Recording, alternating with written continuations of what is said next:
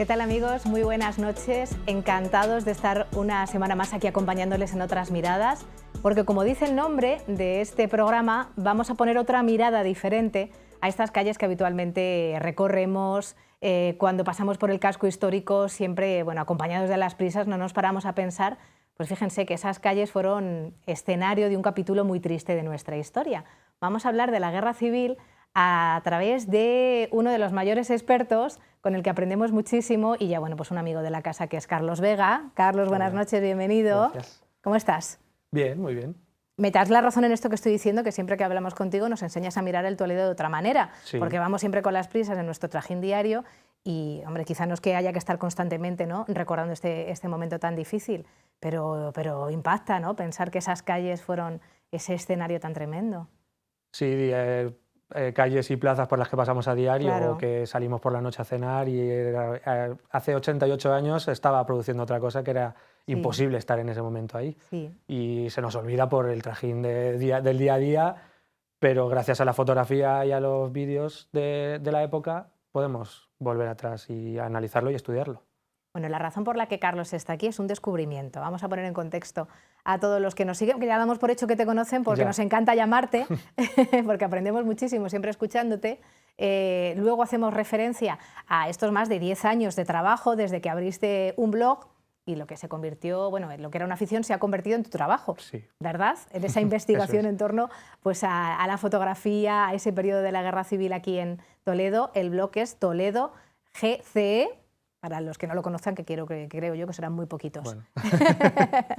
Bueno, luego hablamos de otros hallazgos, pero vamos al último, que me parece especialmente relevante. Hoy vamos a hablar mucho de Robert Capa, de Gerda Taro también, Sí. de esta pareja de fotoperiodistas que tuvimos aquí en la ciudad de Toledo, pero hasta este momento no contábamos con una fotografía de Robert Capa aquí en Toledo, que le sitúa en el año 1936. Sí. No se conocía ninguna fotografía que se le vea a él, Que se le o sea, vea. que sea de otro fotógrafo y justo él aparezca.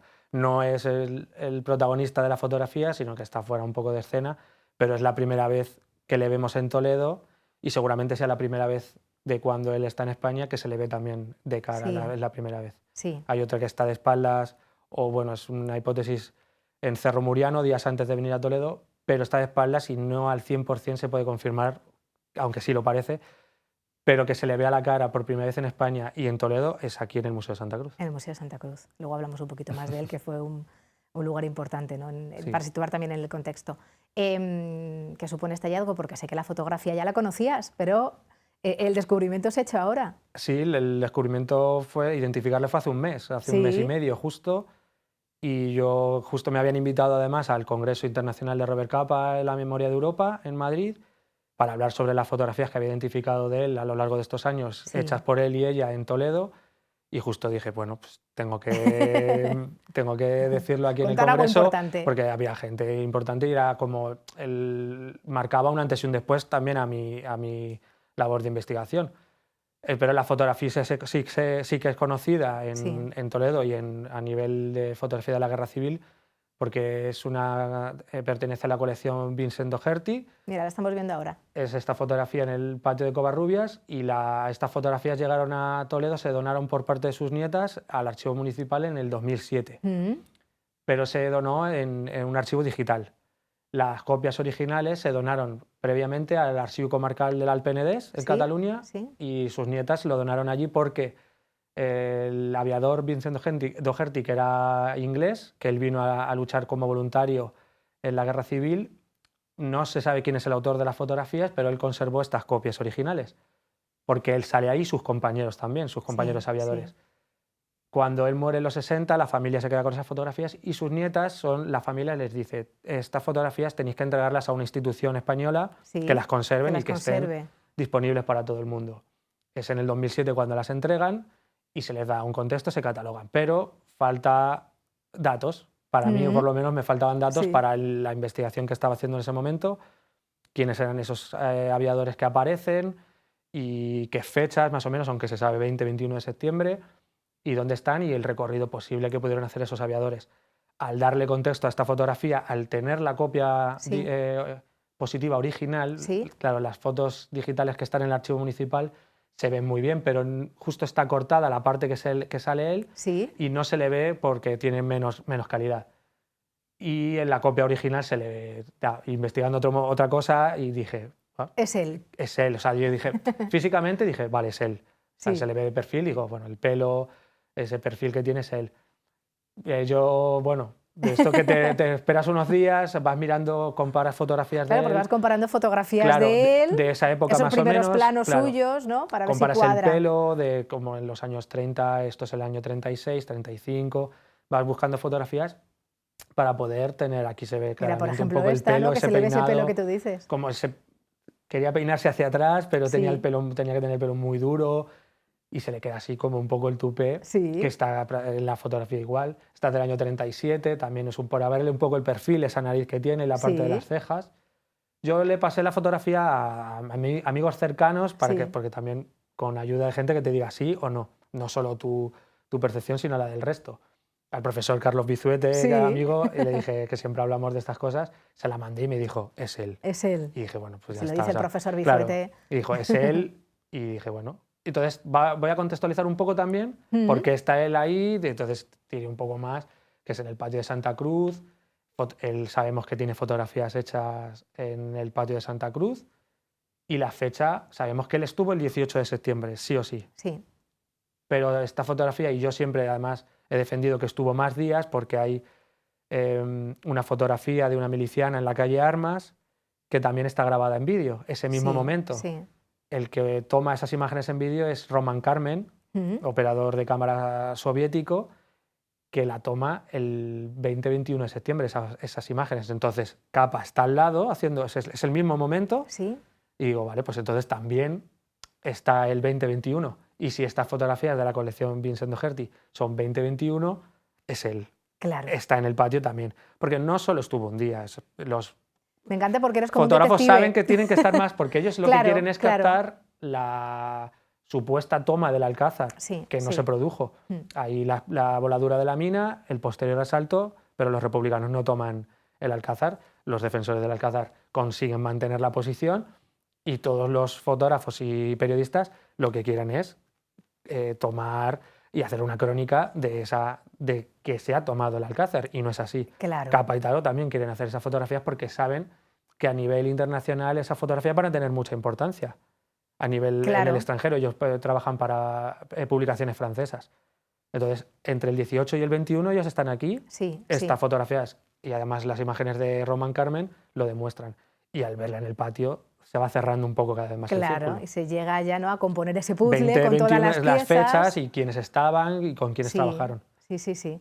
Claro, fíjate, solo un apunte respecto a lo que decías. Hay que recordar lo importante que fue a nivel periodístico, ¿no?, cubrir ese momento, ese episodio de la Guerra Civil, el asedio al Alcázar. Además, que es verdad que nos explicabas justo antes de empezar la entrevista, ¿no?, la cantidad de fotoperiodistas que tuvimos aquí en la ciudad. Sí, o sea, los últimos meses que he trabajado más a fondo, los nombres, sobre todo, que siempre he querido darle la importancia a los autores, no solo al material y a la documentación, sino quién produce esto. Sí.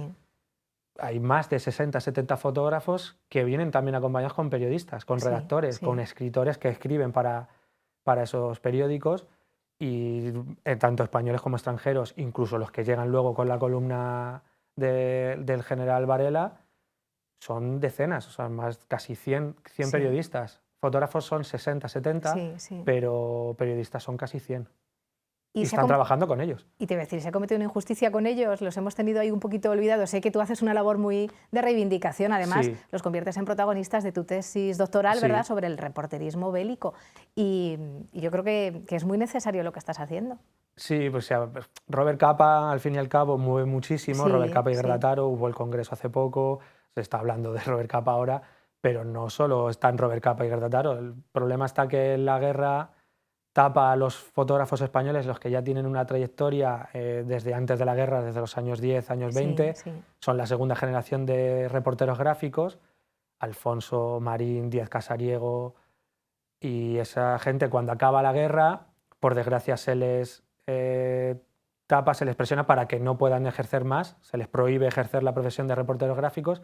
Muchos consiguen mantener a lo mejor el estudio, como es Alfonso, el estudio Alfonso, la familia Alfonso, continúan esa labor de fotógrafos, pero a nivel fotografía de estudio. Sí, No ejercen sí. nunca más de reporteros gráficos. Alfonso es el fotógrafo por excelencia Sí. español y no pueden ejercer. Incluso Moscardó en el año 40 le pide a Alfonso hacerse unos retratos Sí, en su con la estudio. firma Alfonso, no, en las ruinas del Ah, en Alcázar. las ruinas del Alcázar. Que Moscardó le dice además, ¿cuántas veces pensaste tú, Alfonso, que me ibas a retratar saliendo del Alcázar con los brazos en alto? Claro. Porque Moscardó está dentro del Alcázar y Alfonso está fuera haciendo fotografías. Fotos, claro.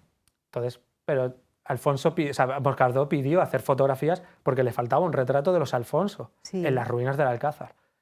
Pero esos fotógrafos, la mayoría, no pudo ejercer. Marín, y además tuvieron que destruir su archivo fotográfico o esconderlo. Gracias a que lo escondieron y se salvó, tenemos esas imágenes. Sí, sí, porque sí. las de Robert Capa y Gerda Taro están en el extranjero, consiguieron irse de España y consiguieron llevarse el material. Sí. Pero los españoles No. tuvieron que o destruirlo o esconderlo durante Sí. décadas, porque era un problema para ellos. Claro, claro. Por eso aprendemos tanto escuchándote, ¿ves? Gerda Taro, vamos a hablar de, mira, pues de otra injusticia, porque También. quizá no, ella fue pareja de Robert Capa y fue siempre, ¿no? Permaneció a la sombra. Y ella estuvo aquí como él haciendo fotografías cubriendo el conflicto bélico. Sí, o sea, ellos llegan en agosto del 36 y al principio firman los dos bajo el seudónimo Robert Capa. Ellos trabajan con sus cámaras y ellos distribuyen las fotografías con el sello Robert Capa, que es un seudónimo comercial, es una firma comercial. Entonces, que cuando ella se independiza ya como Gerda Taro, ella su nombre real es Gerda Poril, pero se crea su seudónimo también para firmar.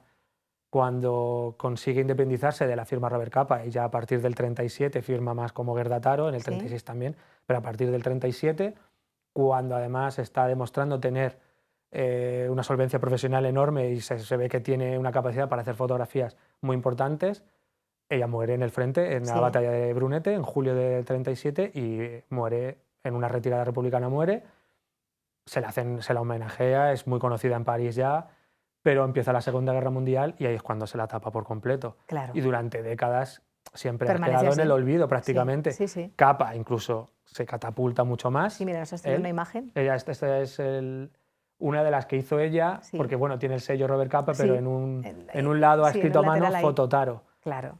Que es esta fotografía de la calle Ciudad. Claro, esto también no es una foto bélica, también choca.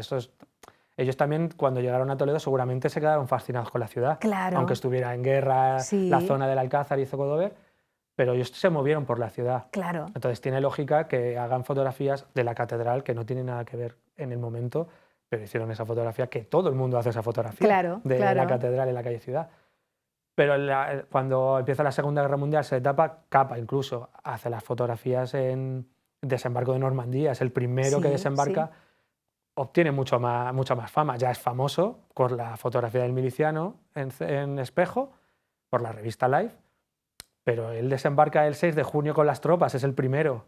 Aparte que esas fotografías se queman, él envía las fotos con las lanchas de vuelta a Inglaterra. Cuando las van a revelar, los negativos se queman y solo se salvan 11, que son las famosas 11 fotografías de Capa, que está haciendo las fotos desembarcando, que no tienen... se ve la tensión y el miedo porque se ha identificado incluso a uno de los soldados norteamericanos que sale. Pero Capa sigue, incluso él muere también en Indochina. También eso le lanza más todavía el estrellato. O sea, es como siempre, una estrella del rock muerta vale mucho más que vivo. Pues que es muy reconocido, evidentemente, ese mérito, vivir así. Ojalá no hubiera muerto. Gracias a ellos podíamos saber lo que ocurrió. Claro, gracias a que mantuvieron el legado fotográfico. Pero Taro quedó unos tuvieron más olvidada. fortuna que otros. Y en los últimos 15 años, 20 años, se está otra vez recuperando su figura, se ha hecho la biografía, pero todavía queda con Gerda Taro. Pero siempre lo digo y lo dije el otro día, es que sin Gerda Taro no hay Robert Capa. Siempre dices esa frase. Es imposible comprenderlo, la figura, toda la trayectoria sin ella. Sí. Venga, vamos a hablar de otros descubrimientos que te han hecho muy feliz en estos 12 años. En el 2013 es cuando abres el blog, ¿no? 2013 abro el blog y la primera de Capa y Taro identificadas es en mayo del 2000, un año después, mayo del 2014, que son las del Museo de Santa Cruz, con la foto del oficial Germán Madroñero. Claro, esa también saca una historia. Esa fotografía estaba catalogada como que estaba hecha en Madrid. Sí.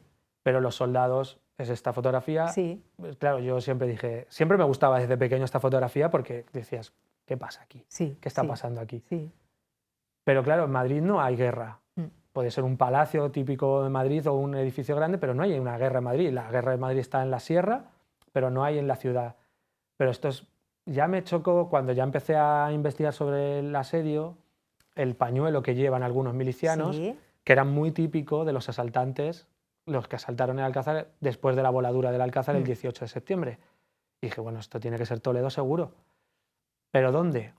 Y cuando dije, bueno, un sitio grande, un espacio, también vi a la izquierda se vea como una figura más por encima, que está una escalera. Dije, esto tiene que ser un palacio o algo cerca. Y dije, bueno, voy a ver al Museo de Santa Cruz, que era la primera línea. Y según entra al Museo de Santa Cruz, llegas al patio de Covarrubias, te giras y ves esto. Y dijiste, dice, vale, si es aquí, es que está. Esto. Está exactamente igual. A la derecha se ve la puerta, además, que es la calle. Y dije, vale, es aquí. Vale, pues es Toledo. ¿Pero quién es y qué pasa? Claro, el que sale con los brazos en alto, en abierto, lleva la estrella de comandante, de guardia de asalto, con la insignia. Miré la relación de comandantes que había en ese momento y había dos, Emilio Torres y Germán Madroñero. Había una fotografía de Emilio Torres en prensa, no era él, y de Germán Madroñero también había de prensa, pero una me dio una fotografía hecha en el año 35, un año antes, en Barcelona, un acto de la Generalitat de Cataluña, y está él, y se le ve. Y dije, vale, pues es Germán Madroñero. ¿Qué pasa con este hombre? Que él era comandante de guardia de asalto, él se subleva en Barcelona, pero no le cogen, no le hacen prisionero ni nada, huye. La sublevación se sofoca en Barcelona y él huye, y se va a Valencia. Y en Valencia le dicen, te están buscando los anarquistas porque saben que tú te has sublevado, y de Valencia se va a Madrid. No es como ahora, que es mucho más rápido una fotografía o las comunicaciones. Claro, él llega a Madrid y no le conocen. Y él dice, bueno, soy comandante de asalto y me pongo a disposición de la República, y le envían a Toledo. Claro, nadie sabe en Toledo que este hombre se había sublevado en Barcelona.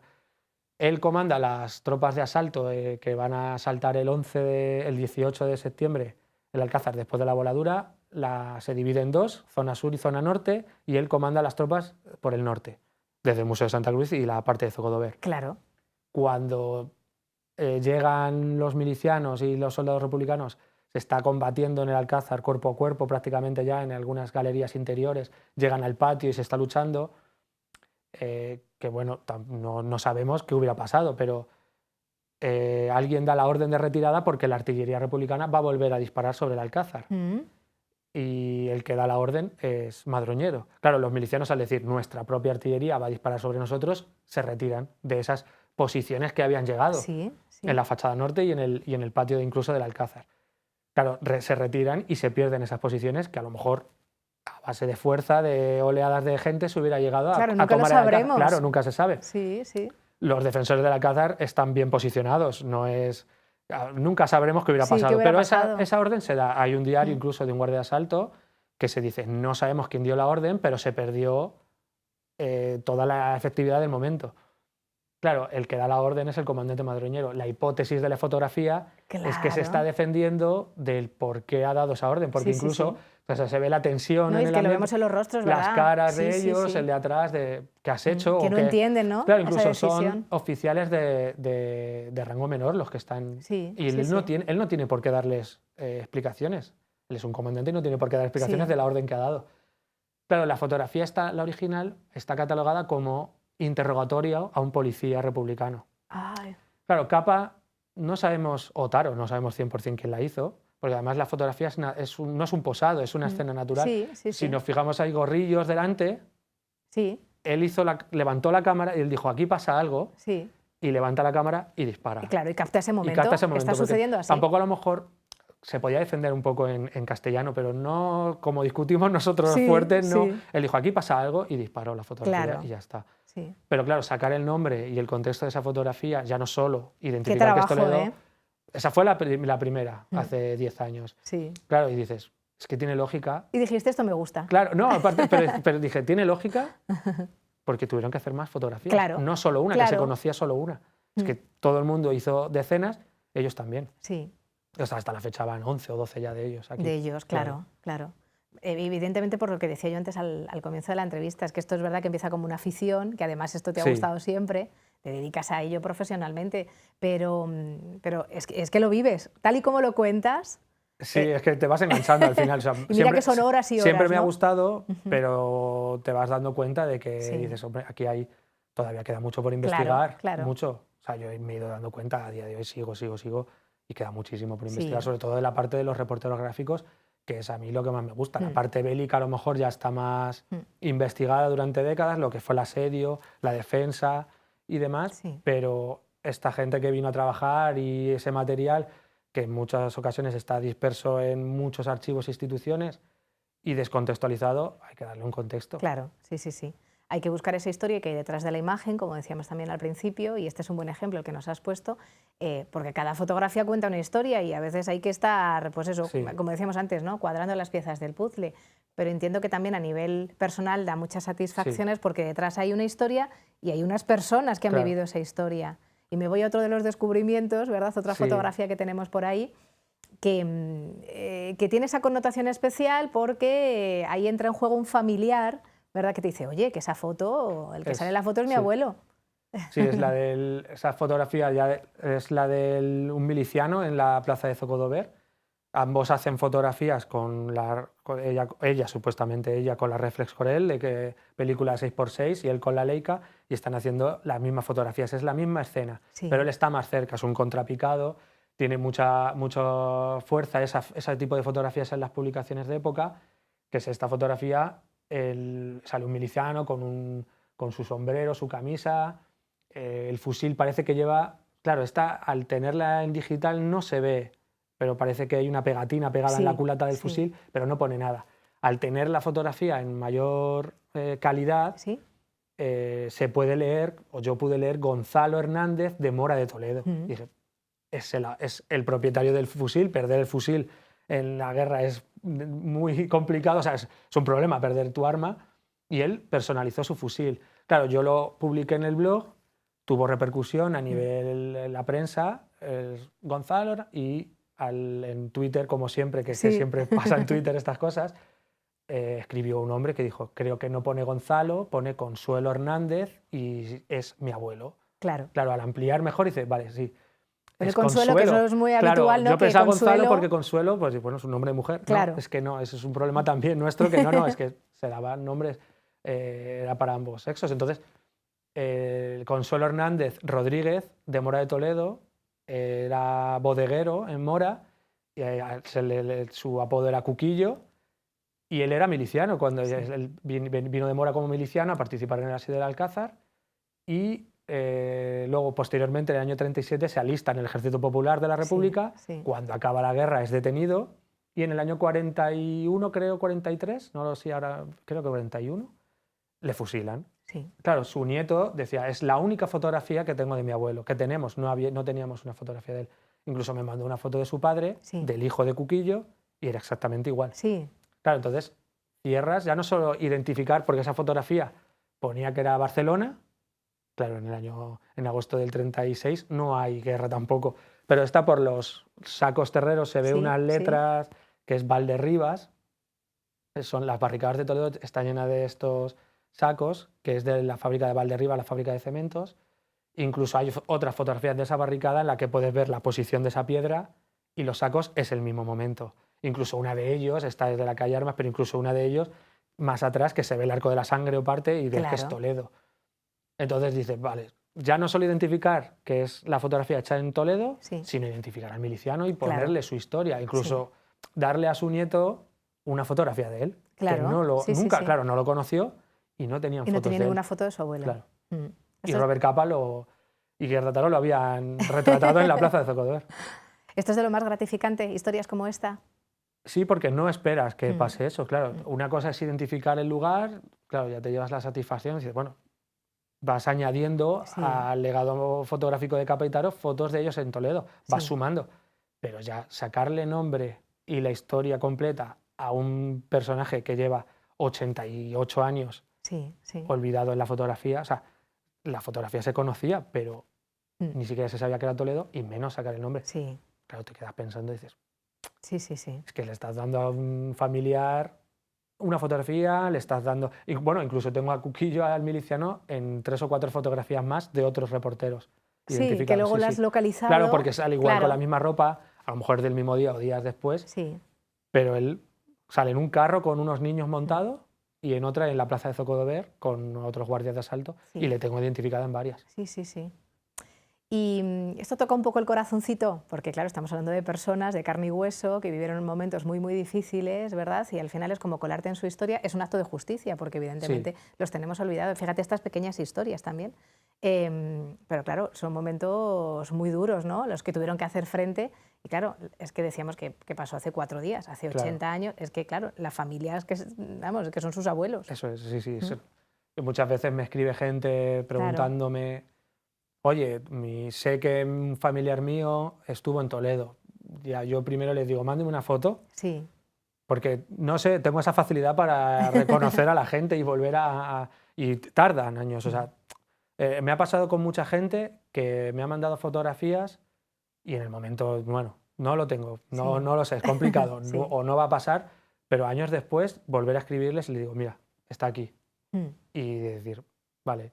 O sea, pero años, a lo mejor 5 años, 8 años, y decir, no, ya lo he encontrado. Porque me quedo con las caras y me quedo, y entonces se lo reenvío y están eternamente agradecidos, porque también es una cosa que ellos han oído, estuvo en Toledo o estuvo en tal sitio, pero no tienen algo que les... Pero si les identificas a un familiar en Toledo, da igual, aunque lleve un arma, da igual, pero ya identificarles ya es un primer paso y ellos incluso... empiezan a profundizar. Me ha pasado con familiares. O sea, mis abuelos eran de Mora y he identificado a mi bisabuelo en una fotografía en Madrid llevando víveres de Mora a Madrid. Madrid asediado en la guerra y llevan un camión con comida a los refugiados que están en Madrid. Y en el camión pone Mora, Socorro Rojo Internacional, y uno de ellos es mi bisabuelo. Entonces me ha pasado con mis propios familiares. Entonces, sí es satisfacción personal. Para el resto intento ayudar en lo máximo que puedo. Es complicado en algunos casos. Mira, te voy a preguntar una cosa respecto a esto que me dices. ¿Eras un niño así atento a las historias que contaban los abuelos? Sí, yo siempre, o sea, mi abuela, que era de Argés, siempre me contaba como ella, que tenía 10, 11 años, cuando la batalla del sur del Tajo, cuando la ofensiva en mayo del 37 desde Toledo hacia el sur, claro, toman Argés. Y ella me contaba, yo todavía no tenía mucha idea de esto, era bastante más pequeño, pero ella me contaba cómo se tuvieron que ir andando y yo siempre me quedaba como... Porque les decían que vienen y se tenían que ir de Argés, se fueron hasta Casabuenas andando. Y yo me quedaba así, luego cuando ya vas creciendo y ves la distancia que hay, que bueno, está relativamente cerca, pero dices, pero bueno, que se fueron con 10 años andando. Y ahora, años después, ya vas uniendo todas esas cosas, todas esas historias, y te vas dando cuenta de lo que vivió tu abuela. Claro, a día de hoy tengo fotos, vídeos de Argés. Eso que me contaba lo tengo en vídeo y en foto y en testimonios, y vas cerrando. No lo puedo hablar ya con ella, pero lo tengo un poco... Tengo ese recuerdo.